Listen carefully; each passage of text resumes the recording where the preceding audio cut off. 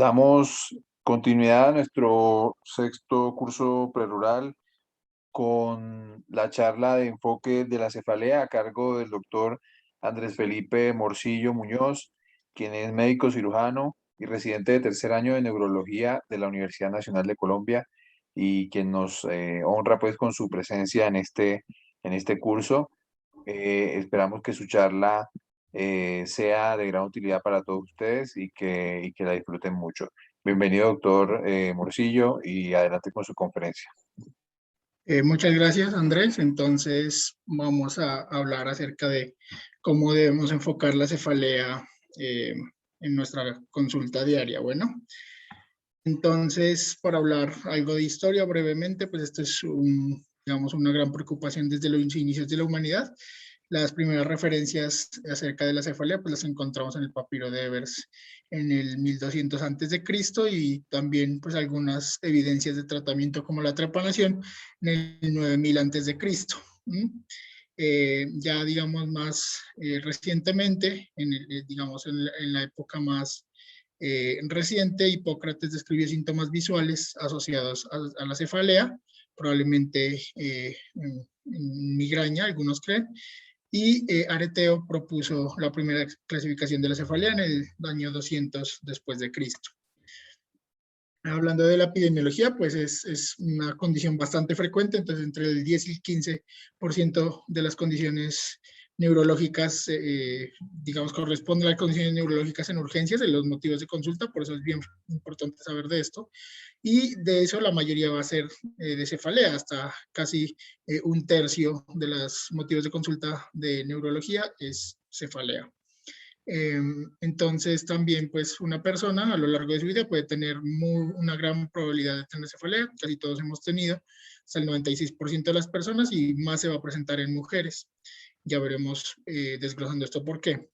Anualmente pues se gasta $1 billón de dólares en Estados Unidos, se ha estimado este costo, en neuroimágenes innecesarias, tal vez por no hacer un buen enfoque de la cefalea, como vamos a tratar de tener algunos elementos en esta conferencia.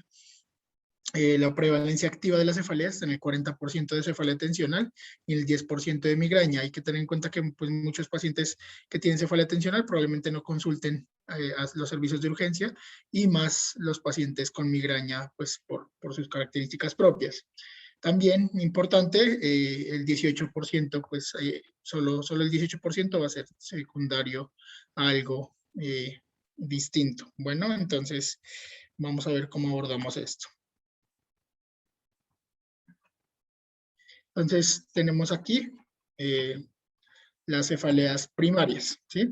Entonces, la migraña, como les decía, o sea, más en mujeres, es una causa importante de discapacidad significativa, es la tercera en prevalencia y la séptima causa de discapacidad, entonces es bien frecuente. La cefalea tipo tensión, como veíamos, es más frecuente, pero como tiene digamos, una intensidad menor, tiene una discapacidad en menor medida, ¿sí? Asimismo como su intensidad del dolor.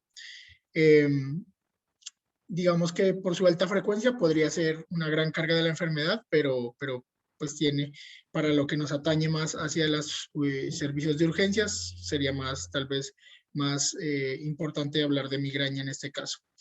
En cuanto a las cefaleas trigéminas autonómicas, son más raras, son las más raras de las primarias, y pues la más común es en racimos o clúster, y siendo la más común, su prevalencia es del 0.1%, entonces pues hay que tenerlas en cuenta, pero digamos que es raro.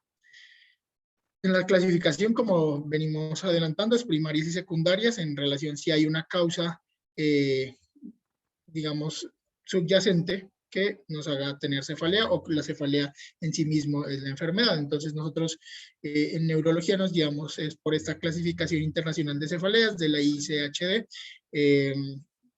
Es la tercera, digamos la última, que fue como ratificada en el 2018, venía desde el 2013, pero en el 2018 ya se ratificó y básicamente nos habla de los criterios de qué cefaleas pudiéramos tener. Muchos se basan, la mayoría, en anamnesis, entonces tenemos que preguntar la frecuencia de la cefalea, a cuánto le está dando, cuánto dura esos episodios de cefalea, sin intervención, con intervención medicamentosa o de otro tipo, qué tipo de cefalea es, si es una cefalea pulsátil, si es una cefalea tipo peso, o si es una cefalea punzante o en picada, o digamos de otros tipos. La calidad de la cefalea como tal, ¿sí? Como la siente el paciente, en dónde se localiza, ¿sí?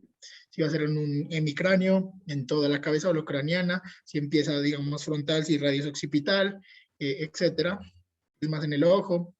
La severidad, entonces si es leve, moderada, intenso, uno puede evaluar con escalas análogas, sin embargo, pues eso es bastante variable entre paciente y paciente. Los desencadenantes que pueda tener la cefalea, entonces si se desencadena con maniobras de Valsalva, con el ejercicio, con, digamos, exposición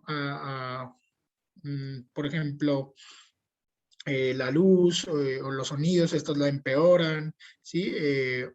O algunos tipos de alimentos u otras que el paciente haya identificado, los agravantes y la cefalea, digamos, empeora cuando el paciente se agacha, o si la cefalea empeora cuando el paciente está en el baño y hace algo de maniobra de Valsalva, haciendo su deposición, por ejemplo, o su micción. Eh, Bien, cuando empezó esta cefalea, a veces los pacientes no recuerdan muy bien, pero tienen alguna noción de que tenían cefalea antes. Eh, la historia familiar es muy frecuente, por ejemplo, en migraña, que pues muchos familiares en primero o en segundo grado tengan migraña. Los síntomas asociados, entonces si previamente al inicio de la cefalea tiene síntomas visuales o auditivos o sensitivos, o hasta incluso alteraciones del lenguaje como afasia, eso es muy frecuente en las migrañas con aura, u otros tipos. Si tiene emesis en proyectil, si tiene alteración del estado de conciencia, si tiene crisis epilépticas, etcétera, ¿sí? Qué tratamiento se ha establecido y cada cuánto lo está haciendo. Entonces, en la semana, qué medicamento está usando, si está usando acetaminofén o AINES, o si está usando opioides, o si está usando otro tipo de medicamentos como derivados del ergot, etcétera. Y cómo eso modifica la cefalea, si la mejora totalmente, si se la quita todo, o mejora parcialmente, o no hace nada. Digamos que para hacer esta diferenciación entre primarias y secundarias hay un acrónimo que es el SNUP-10 o una estrategia. Empezó siendo un SNUP solo, después SNUP P4 y pues cada vez se van aumentando más, pero es bien, digamos, interesante y fácil de recordar. Entonces está en inglés, son los síntomas sistémicos en la S. Fiebre, la fiebre de por sí sola es una bandera naranja, digamos, porque pues uno, por ejemplo, puede tener gripa y puede tener fiebre y cefalea, pero si tenemos algo más, digamos que nos hable, por ejemplo, de una meningitis o de algo más, una enfermedad inflamatoria, por ejemplo, si tiene no solo fiebre, si digamos artralgias, o si tiene incluso artritis, o si tiene cambios cutáneos o algo más, o, pues hay que tener en cuenta eso, ¿sí? La historia de neoplasias, pues muy importante por el riesgo de metástasis más frecuentemente y también por neoplasias primarias del cerebro. Alteración neurológica, entonces síntomas o hallazgos al examen físico que encontremos de focalización básicamente, ¿sí? O que nos hablen de hipertensión intracraneana. El inicio súbito o abrupto, uno digamos lo define hasta un minuto de que alcance su máxima intensidad desde el inicio de la cefalea, pensando una cefalea tipo trueno, entonces hemorragia subaracnoidea, síndrome de vasoconstricción cerebral reversible o trombosis de senos venosos, etcétera. Sin embargo, algunos tienen una discusión hasta una hora podríamos tomar como ese inicio súbito o abrupto que alcance su mayor intensidad. El inicio de la edad nos preocuparía si hay una cefalea de nuevo después de los 50 años, más aún después de los 65, ya veremos. Aquí hay unas pequeñas precisiones, entonces cuando es sistémica, descarta infección, vasculitis, enfermedad reumático-inflamatoria. Neoplasia, pues lo que dijimos, las más frecuentes que hagan metástasis son las neoplasias de pulmón, mama o melanoma. Déficit neurológico, incluso los ACVs se pueden presentar con cefalea, el 26% isquémico o hemorrágico el 64%, más frecuente. Lo que les hablaba del inicio súbito, la edad, entonces cuando los pacientes tienen más de 65 años y empiezan con una cefalea de nuevo, pues tienen 10 veces más posibilidades de que sea una causa secundaria, a que sea una primaria versus los jóvenes. Bueno, entonces hasta ahí eran las SNOO, ¿sí? Seguimos con las PES, que son las 10. Entonces un cambio en el patrón de la cefalea, un inicio reciente de la misma. Entonces una cefalea que ya no es como las de antes, eh, o una cefalea que cambia con la posición del paciente. Si es una cefalea ortostática, o sea, empeora cuando el paciente se incorpora, pues podría hablarnos más de hipotensión, y cuando empeora cuando el paciente está acostado, pues más de hipertensión intracraneal, ¿sí? Esto pues por el drenaje venoso. Eh, También precipitada por maniobras de Valsalva, también nos habla tal vez de hipertensión intracraneal, pero también de malformaciones de la fosa posterior, como la malformación de Chiari. Papiledema, pues que nos habla de aumento de la hipertensión intracraniana. También tener en cuenta el pulso venoso, si se encuentra y después desaparece, es como su mayor utilidad. Pero hasta el 30% de la gente no lo puede tener, o lo puede tener, digamos, no se lo puede determinar, o no se ve claramente. Entonces, si lo encontramos y después desaparece, es como lo más útil. Cuando están en gestación o en puerperio, también porque es, digamos, un estado procoagulante, un estado también de inmunosupresión relativa. Entonces hay que tener que hay unas entidades específicas. También, por ejemplo, hay más posibilidad de que tenga trombosis de senos venosos, por ejemplo, o pues si le hicieron tuvo anestesia raquidia, entonces una cefalea pospunción, etcétera. También que tenga características autonómicas o dolor ocular. Lesiones en fosa posterior nos pueden dar esto, siempre descartarlas. Alteraciones pituitarias o en el hipotálamo, o en el seno cavernoso, pues si tiene alteraciones de los pares craneales, como el síndrome, o también el síndrome de Tolosa-Hunt, que ya veremos, ya ahondaremos un poco más.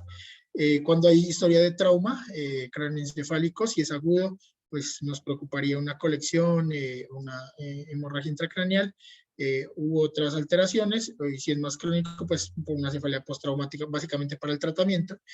Y también si hay una inmunosupresión, especialmente el VIH, pero pues también otro tipo de inmunosupresiones como la farmacológica, pues de infecciones oportunistas. Y por último, que sea una cefalea que no mejore con los medicamentos. Nos preocupa una cefalea por analgésicos, que es la más frecuente de las secundarias. Y bueno, aquí tenemos algunas características. Entonces, acá el cambio del patrón, sobre todo es menor a 3 meses. El cambio de posición que ya hablamos. También cuando, digamos, hablamos de malformaciones de la fosa posterior o de hipertensión intracraniana, tener en cuenta los quistes aracnoideos, las neoplasias, la hidrocefalia y las colecciones. Eh, También, digamos, cuando tenemos digamos, la alteración progresiva, pues probablemente nos hable de anormalidades en la resonancia. Acá en la gestación lo que hablamos de la trombosis de senos venosos. En el tercer trimestre puede presentarse más alteraciones de trastornos hipertensivos más bien, o adenomas, apoplejías, pituitarias, ACV, trombosis de senos venosos. En cuanto al VIH, pues nos preocuparían los pacientes que estén con, no sé, de 4 menores a 200 por las infecciones oportunistas, linfoma primario del sistema nervioso central, toxoplasmosis o la leucoencefalopatía multifocal progresiva. Acá siempre la angiotomografía, descartar para causas secundarias vasculares, sobre todo. Y acá con historia de trauma craneoencefálico, las agudas son las que son potencialmente mortales, y las que son crónicas, pues hay que ver qué fenotipo predomina para el tratamiento. Y el abuso de analgésicos, pues están prevalentes hasta el 7%. Bueno, entonces tenemos que comparar esas características con los diagnósticos ya establecidos, los criterios diagnósticos ya establecidos que les hablaba de esa clasificación. Y pues hay que también investigar algunos factores que pudieran cronificar la cefalea. Entonces, la dieta, los patrones de dieta, el uso de cafeína, el hábito de sueño, factores estresantes a nivel personal, laboral o social, y comorbilidades. En el examen físico, pues en el examen general tenemos que ir a algunos puntos específicos. Si vemos vasos superficiales en el cuero cabelludo que son dolorosos, eh, también examinar los vasos del cuello, un soplo a nivel del cuello, los dientes, si hay algún proceso, digamos, inflamatorio infeccioso, alteraciones de la ATM, sobre todo por cefaleas referidas, la musculatura pericraneal, cervical y en los hombros, y el examen neurológico pues debe ser completo, haciendo énfasis también en el fondo de ojo, que siempre se debe realizar. Las primarias para, digamos, dar unos aspectos muy sucintos. Entonces la migraña en general es unilateral, una intensidad moderada a severa, unilateral X hemicraneal, ¿sí? De tipo pulsátil, dura de 4 a 72 horas. En general, un episodio de migraña, si dura más, hablamos de un estatus migrañoso, empeora con la actividad física, se asocia a náuseas o emesis y también a foto o a fonofobia. El aura, entonces, son esos síntomas que son predecesores o que se presentan junto con el dolor de cabeza, que pueden ser visuales más frecuentemente, posteriormente segundo están los sensitivos y también las alteraciones del habla del lenguaje, disartrícos afásicos. Vemos que esto hay una, digamos, concordancia con una dispersión desde occipital hacia la parte más frontal de la depresión cortical, la dispersión de la onda de depresión cortical que hace parte de la fisiopatología de la migraña. Como les decía, los más frecuentes son los visuales y los sensitivos, y también hay otros menos frecuentes como el lenguaje, alteraciones del habla, motores de tallo o retiniana. Entonces la migraña vestibular o retiniana pues pueden estar, pues son menos frecuentes. También hay unos síntomas prodrómicos, entonces el paciente puede tener como sensación de presión, hiperactividad, cambios cognitivos, poliuria, irritabilidad, euforia, cervicalgia, rigidez nucal y fatiga, y también síntomas postdrómicos como hipoprosexia, fatiga, sensación de lavado o pues como refrescante. Y cuando es crónica, hablamos de una migraña crónica cuando tiene más de 15 días de dolor en un mes, por más de 3 meses y puede, digamos que, como se cronifica, perder algunas de esas características que les decía que eran como típicas de la migraña. Bueno, tratamiento agudo, pues básicamente acetaminofén, usualmente este no es tan efectivo. AINES, derivados del ergot, pues nosotros principalmente tenemos café-ergot, cafeína con ergotamina, y triptanes, que son los más efectivos, ¿sí? Tenemos muchos triptanes ya en Colombia, orales, subcutáneos, intranasales, etcétera. Y pues por último anticuerpos monoclonales que están, digamos, llegando al país. Acá tenemos algunas características de los triptanes y hago énfasis porque son los más efectivos. Nosotros, pues de lo que más usamos el sumatriptán porque fue de los primeros, naratriptán también, o solmitriptán también. En cuanto a los medicamentos profilácticos, pues los damos en migrañas que cumplen, que son tal vez más, son muy discapacitantes para el paciente, o también que cumplen algunas características temporales, y es que se presentan más de 8 días al mes, ¿sí? Que llamamos una migraña de alta frecuencia. Bueno, entonces ahí tenemos los que tienen, digamos, grave evidencia A, pues los beta bloqueadores, el ácido valproico, divalproato y el topiramato. Entonces, dependiendo de las comorbilidades del paciente, las características del paciente, tenemos que ver cuál es el medicamento que más nos sirve. Ahí están las dosis. Tal vez empezaremos un poco menos, con propranolol 40 miligramos al día. Ácido valproico sí está 250 hasta una dosis aceptable para iniciar, y topiramato 25 miligramos, y según la respuesta del paciente, la tolerancia la vamos aumentando. Tenemos otros con recomendación B, como la mitriptilina, el atenolol o la venlafaxina, también según el fenotipo del paciente. Y otros como el gabapentina y el verapamilo tal vez no tienen la evidencia, el grado de evidencia que quisiéramos, ¿sí? El grado de recomendación que quisiéramos. Hay otros como la toxina botulínica, que sobre todo es en migraña crónica, que no ha respondido a otros tratamientos profilácticos, como ya vimos, otros como la memantina,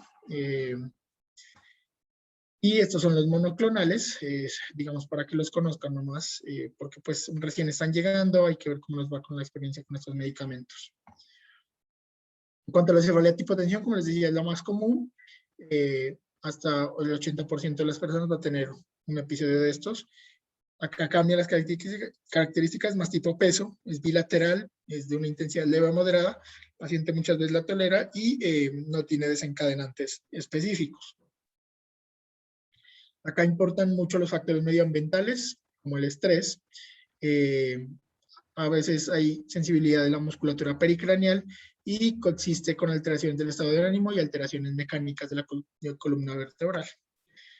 En el tratamiento profiláctico, pues la amitriptilina, digamos que es la que tiene mayor recomendación.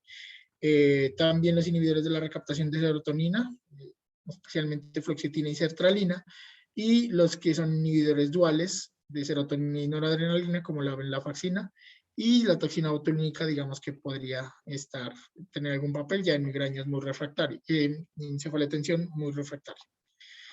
Y estas son las trigemonoautonómicas, entonces estas son 4, la clúster o en racimos, la hemicrania paroxística, las neuralgiformes con lagrimeo y las neuralgiformes con síntomas autonómicas, entonces, tal vez una sola entidad con diferente expresión, y la hemicrania continua. Estas primeras 3 se van a diferenciar entre las que son más frecuentes, los episodios van a durar menos, como estas, las neuralgiformes y el tipo de dolor, y las otras, como la clúster, tal vez dura más, hasta 3 horas, y tiene una menor frecuencia diaria. Estas son raras, esto es más que todo para que las conozcamos, y si tienen unos síntomas autonómicos muy prominentes, entonces tosis, inyección conjuntival, epífora,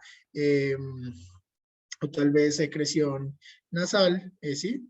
O alteraciones de la, digamos, vasomotoras a nivel de la hemicara, pues sería llamativo y podría ser un diagnóstico a tener en cuenta. Sin embargo, hay que tener en cuenta estos, digamos, criterios de duración y de frecuencia de los ataques. Las neuropatías craneales dolorosas también se consideran cefaleas primarias, entonces son alteraciones de los nervios que tienen algún componente sensitivo en el cráneo. La más conocida es la neuralgia del trigémino, que se da en B2 y en B3, a diferencia de la neuralgiforme anterior que vimos, que es más en B1, y duran minutos, se desencadenan por estímulos inocuos y también tienen esas características que es como tipo corriente, ¿sí? Un examen neurológico puede ser normal o puede tener alguna alteración sensitiva y secundaria por sensibilización periférica, y el tratamiento es con medicamentos como carbamazepina, oxcarbazepina, pregabalina, gabapentin, baclofen, lamotrigina nos podrían ayudar en ese orden. En cuanto a las cefaleas secundarias, algo muy sucinto también de cada una de las etiologías. Las neoplasias pues se presentan en el 30% de los pacientes.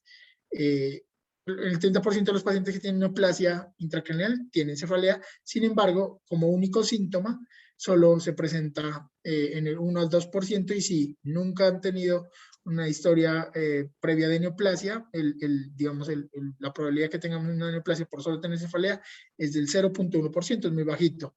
Hay que buscar un déficit focal, pues dependiendo de dónde se ubique la neoplasia, y pues que presente mesis antes de la cefalea es un predictor de que tal vez hay algo en la fosa posterior. Entonces, como podemos tener metástasis intracraneal, cefaleas primarias o infiltración meningia. Algo que nos podría preocupar es que la cefalea sea de novo o un patrón atípico diferente al que ya tenía, una cefalea pulsátil de una intensidad moderada severa, y que tenga inestabilidad para la marcha o un signo de Babinski positivo. Esto se ha visto que podría predecir que el paciente pudiera tener alguna alteración intracraneal de neoplasia. Podemos encontrar el examen físico o en los síntomas que nos refiere el paciente, es que aumente con el cambio de posición, sobre todo acostándose o en decúbito, pues el paciente va a tener mayor dolor, hablando de hipertensión intracraneana, que aumente con maniobras de Valsalva también. Cambio del patrón, como les decía, que puede despertar al paciente en la noche, esto asociado a la hipercapnia del sueño, que aumente con el ejercicio. Todo esto nos puede hablar de una lesión ocupante de espacio. Hablamos de causas vasculares, entonces estas son las principales: hemorragia subaracnoidea, disección arterial, por una emergencia hipertensiva, un síndrome de vasoconstricción cerebral reversible y trombosis de senos venosos. En la hemorragia subaracnoidea, pues es un inicio agudo, la peor cefalea de la vida, una cefalea en trueno, como decíamos, tal vez en minutos, hasta máximo una hora, puede alcanzar el peor dolor de cabeza, y corresponde al 25% de ese síndrome, digamos que el síndrome de cefaleas en trueno, ¿sí? Así que siempre hay que pensarla. Hasta el 50% de esta hemorragia subaracnoidea presenta una cefalea centinela, sobre todo las que son de tipo aneurismático, ¿sí? Y en general, pues, es de localización occipital, tipo punzada, un pico de intensidad, digamos, muy rápido al inicio de la cefalea, y puede tener meningismo, o sea, signos meningios, sin tener fiebre, por irritación de las meninges, por la sangre. También, dependiendo de dónde se ubique, pues tendrá signos focales, entonces la arteria cerebral anterior, cerebral medio, cerebral posterior, y la tomografía puede ser normal, el siguiente paso es hacer una punción lumbar y el siguiente paso es hacer una resonancia, si esto está normal. Esto es lo que podemos ver en la punción lumbar. Si nosotros, digamos, vemos al paciente y no tiene alguna focalización importante, podemos hacer una punción lumbar y encontrar en la prueba de los 3 tubos para diferenciar, para ver si hay hemorragia subaracnoidea y diferenciarla de pronto fue traumática la punción.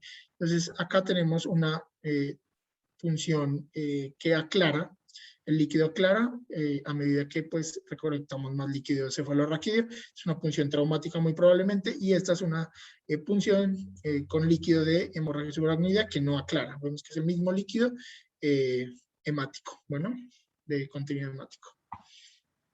Acá para ilustrar nomás, donde usualmente es lo que pensamos cuando vemos, por ejemplo, una alteración del tercer nervio y todos los síntomas que hablamos. De los más frecuentes es el aneurisma de la comunicante posterior y su relación con el tercer nervio. Entonces, por eso es que tenemos que tener en cuenta ahí los signos, ¿sí? El hematoma subdural pues se presenta más en ancianos, caídas no presenciadas, o que tal vez no se les da mucha importancia, es un inicio insidioso en su evolución, provoca un efecto de masa, por eso da la cefalea, y pues comprime a las meninges y los vasos meningios, que en últimas son los que tienen esos receptores para que tengamos dolor de cabeza. Se asocia a cambios del estado mental, sobre todo pues desorientación, alteraciones esfinterianas, alteraciones probablemente de la marcha, de la estabilidad de la misma. Otra es la disección arterial. En el 95% de los pacientes que tienen disección de la carótida tienen cefalea, y en el 70% de los que tienen disección en la vertebral tienen cefalea. Acá en la carótida pues se asocia a síndrome de Horner, amaurosis fugax, y de la vertebral neuropatía craneal baja, signos cerebelosos, o defectos campimétricos, pues por su misma irrigación, ¿sí? Por el sistema vertebrobasilar o carotidio. Acá, solo para mostrar, ilustrar en una angioresonancia cómo se ve la disección. Entonces ahí vemos que el lumen se estrecha bastante, es como el signo en llama que se ve, eso se puede ver también en otros tipos de imágenes vasculares. Bueno, trombosis de senos venosos es raro, sin embargo, a veces creería yo que está un poco subvalorado, subdiagnosticado. Se presenta más en mujeres de 4-1, una cefalea hasta en el 90% de los casos, y puede resultar en hemorragia intracraneal o en infartos venosos secundarios. Tiene signos o síntomas neurológicos focales, ya cuando se presentan estas hemorragias o estos infartos venosos, y crisis por los mismos, crisis epilépticas. Hay aumento de la presión intracraneal, pues por la alteración del drenaje venoso, por la trombosis y alteración del nivel de conciencia en últimas. Esto, pues vamos a ver el papiledema asociado a este aumento de la presión intracraneal. Es una cefalea pues progresiva, ¿no? Eso nos tiene que hacer pensar en trombosis de senos venosos, y también algunos factores de riesgo, como por ejemplo los anticonceptivos, estados de deshidratación, infecciones, etc. Síndrome de vasoconstricción cerebral reversible son ataques de cefalea recurrentes, breves, severos, como en trueno, también hace parte de ese síndrome de cefalea en trueno, y tienen vasoconstricción, como su nombre le dice, segmentaria, arterial, intracraneal difusa, o sea, de varios segmentos de las arterias. Su definición es que resuelva en 3 meses en estudios imagenológicos, pero pues dependiendo de la severidad, los pacientes pueden tener o no alteraciones secundarias pues a infartos o a hemorragias en el episodio.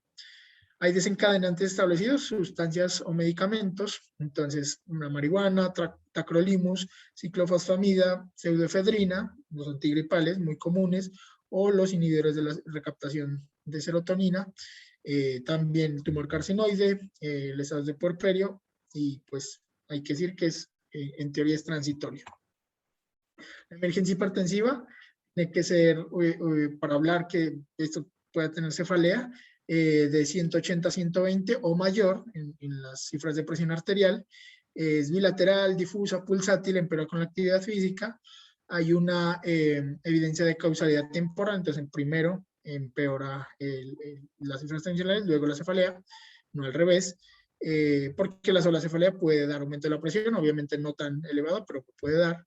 Se asocia encefalopatía, letargia, confusión, alteraciones visuales o crisis epiléptica, ya siendo parte del espectro del PRES de la encefalopatía posterior reversible, que pues es un espectro clínico y radiológico. Este es lo que esperaríamos en un PRES, en una resonancia. En un T2 vemos una hiperintensidad, sobre todo en la parte posterior de la sustancia blanca, sobre todo, viendo que es un edema vasogénico por alteración de la barrera hematoencefálica. Sin embargo, hay PRES atípicos que alteran, por ejemplo, estructuras como el tallo en el puente en este caso. En las inflamatorias, la arteritis celular gigante es la que nos tiene que preocupar por su prevalencia en los mayores de 50 años, sobre todo en mujeres. Entonces, es una cefalea unilateral, tipo peso y pulsátil, empeora con el frío.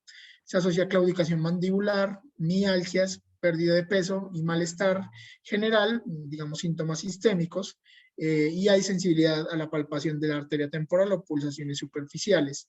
Se ve pues que la carótida extracraneal, sobre todo la rama temporal superficial, va a estar inflamada y pues nos ayuda mucho con una simple BCG o PCR. Si están negativas, básicamente la descartamos, y si están positivas tendríamos que hacer más investigaciones.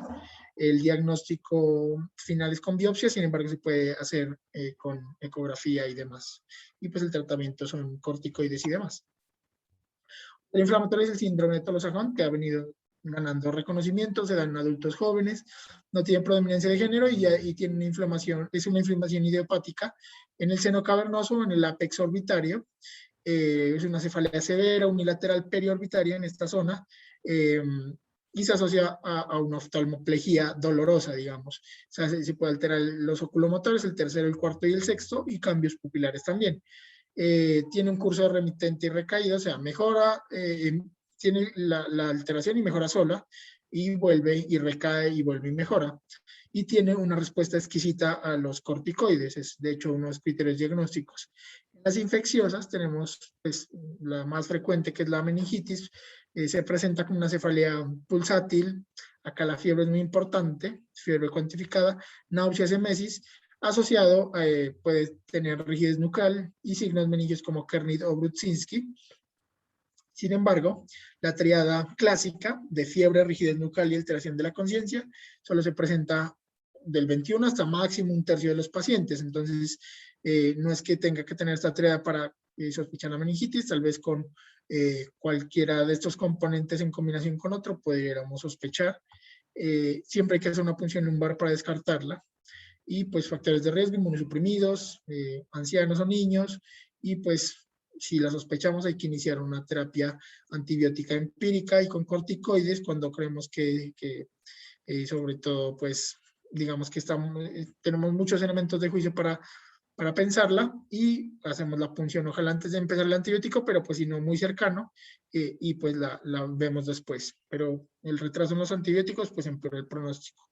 Y los corticoides sobre todo para secuelas de tipo hipoacusia.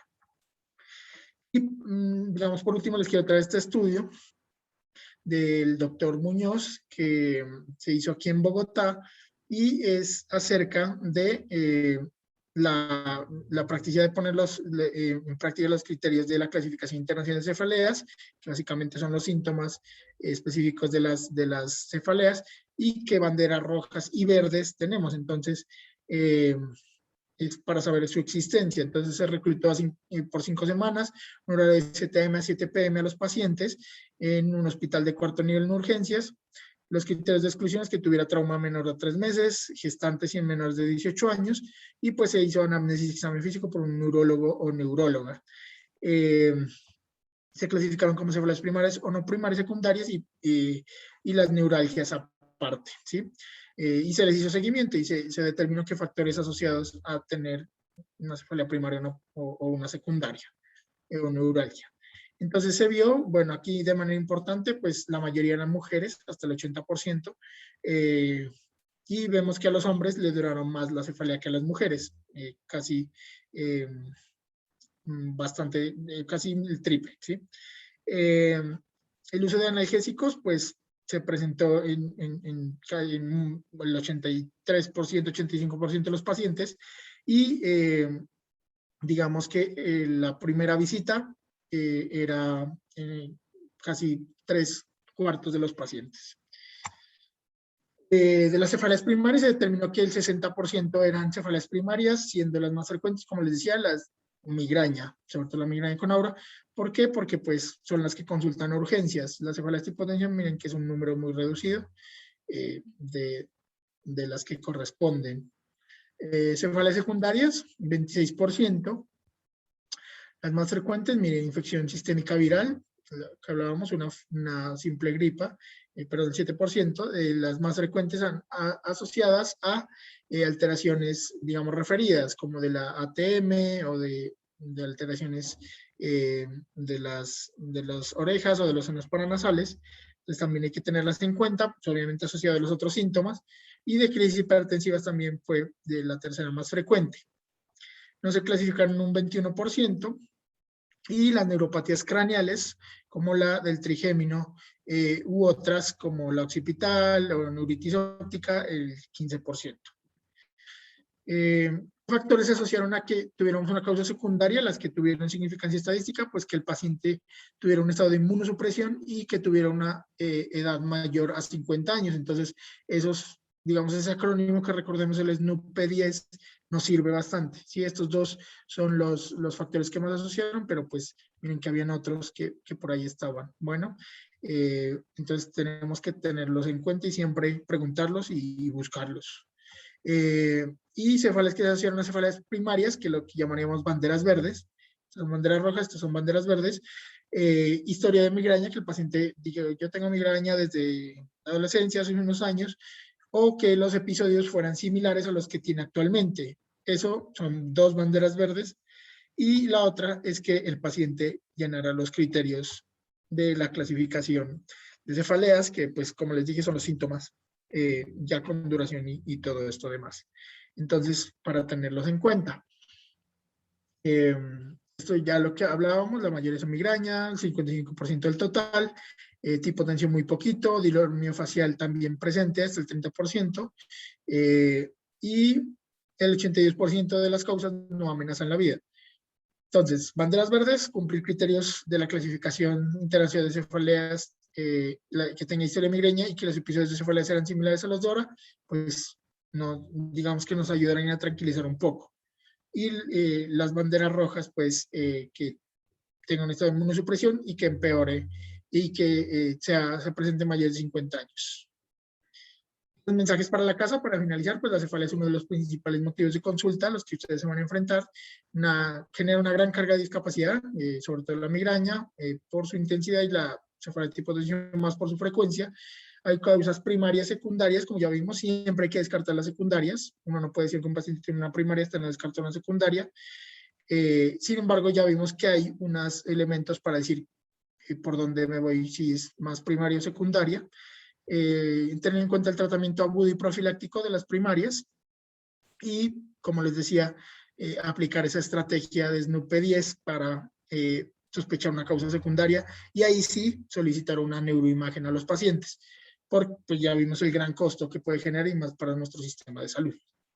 Muchas gracias, invitados al simposio de neurología y pues muchas gracias por su participación. Muchas gracias, doctor Morcillo, por la excelente conferencia. De esa conferencia, yo recuerdo que médico general,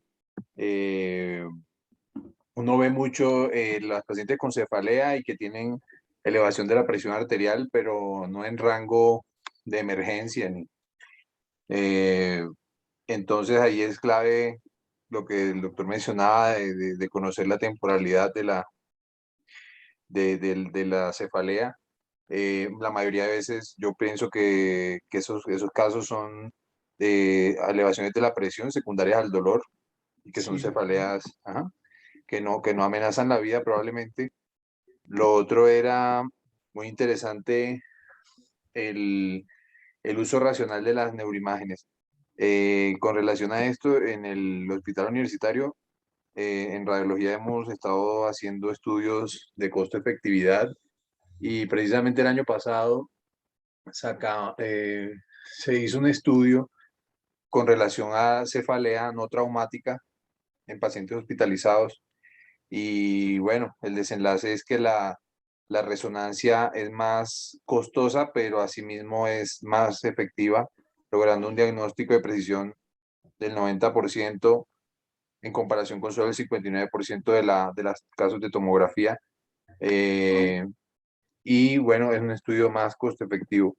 Eh, claro, hay que hacerlo totalmente, bajo los... Ajá. Hay que, totalmente de acuerdo, sí.